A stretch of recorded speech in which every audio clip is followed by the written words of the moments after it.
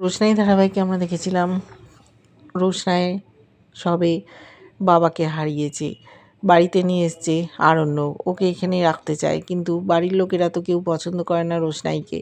কিছু মানুষ যারা পছন্দ করে তারা বলছে এই ছোটো মেয়েটাকে আমরা একা ছাড়তে পারবো না।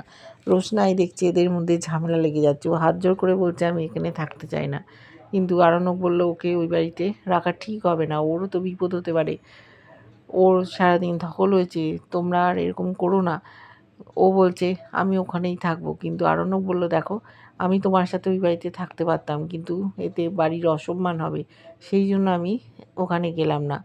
শেষ পর্যন্ত সকলে মিলে প্রতিবাদ করায় বাড়িতে ও থাকতে গেল। গরিমা ধাক্কা দিয়ে ফেলে দিতেই অজ্ঞান হয়ে গেছে, বলছে এই মেয়েটার জন্য আমার জীবনটা নষ্ট হয়ে গেল। গেস্ট রুমে ওকে রাখা হলো। ছোটু বোঝাচ্ছে আরণ্যককে আবার তুই রোশনাইকে বিয়ে করে স্ত্রীর মর্যাদা দে। গরিমার কি হবে ভাবছে আরণ্যক, গরিমাও তো ওকে ভালোবাসে। গরিমা অপেক্ষা করছিল বাইরে ঘরে গিয়ে, জাহ্নবী এসছে, জাহ্নবী বলছে কি হয়েছে, জাহ্নবী আবার বলল যে তুমি চিন্তা করো না, আমি মেয়েটাকে এই বাড়ি থেকে তাড়িয়ে ছাড়বো, আদিত্য কাপুরকে ডাকবো, দেখবো রোশনাইয়ের সাথে আবার ওরা কি ঝামেলা পাকায়।